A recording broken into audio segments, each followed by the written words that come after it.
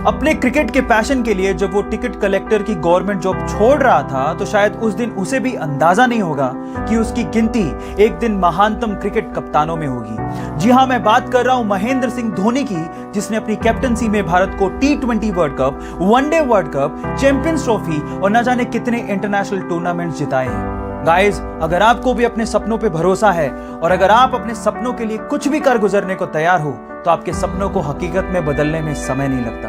Guys, follow your dreams with passion. Rajiv Gandhi जब India के prime minister थे तो वो चाहते थे कि हमारा देश 21वीं सदी का देश बने, लेकिन ये तभी पॉसिबल था जब हमारे पास सुपर कंप्यूटर जैसी टेक्नोलॉजी होती, जो कि उस समय सिर्फ यूएस जैसे विकसित देशों के पास ही थी। तो वो यूएस गए और वहां के प्रेसिडेंट को कहा कि आप हमें ये टेक्नोलॉजी प्रोवाइड कीजिए, लेकिन वहां के प्रेसिडेंट ने साफ मना कर दिया। जब वो भारत वापस आए और भारतीय वैज्ञानिकों को संबोधित कर रहे थे तो वो लिटरली रोने लगे और कहा कि मेरा सपना अधूरा रह गया। तब यहाँ के साइंटिस्ट लोगों ने कहा कि आप हम पे भरोसा क्यों नहीं करते, आप हमें फंड दीजिए, हमें मदद कीजिए, हम आपको सुपर कंप्यूटर बना के देंगे।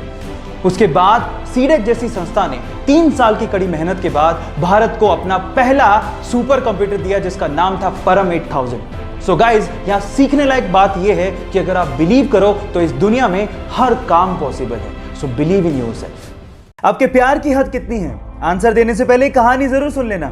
यह बात 1970 की, जब स्वीडन से आई एक टूरिस्ट से एक इंडियन आर्टिस्ट को पहली नजर में प्यार हो गया। उसके बाद वो एक दूसरे को डेट करने लगे और फिर शादी हो गई, लेकिन कुछ कारणों की वजह से उस लड़की को वापस अपने देश लौटना पड़ा। लेकिन उस लड़के ने कहा था कि हम लोग एक दिन फिर से मिलेंगे।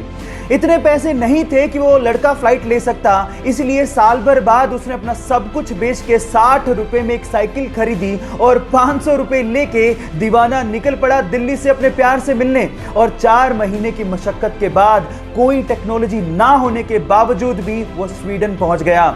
इतना शिद्दत वाला प्यार देखकर लड़की के माँ बाप ने लड़के और लड़की की फिर से स्वीडन में शादी करवा दी। है ना जुनूनी बात? जब 2005 में खिलाड़ी साउथ अफ्रीका के टूर पे था तो चक्कर आने की वजह से और सांस अच्छे से ना ले पाने की वजह से उसे बाहर जाना पड़ा।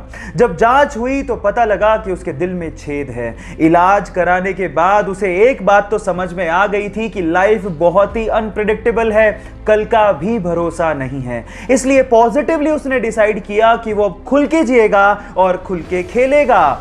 फिर क्या था, सन 2007 में हुए आईसीसी T20 वर्ल्ड कप में 170 रन की साउथ अफ्रीका के खिलाफ पारी खेलकर T20 वर्ल्ड कप में शतक लगाने वाला पहला खिलाड़ी बन गया और यह रिकॉर्ड 5 साल तक कायम रहा।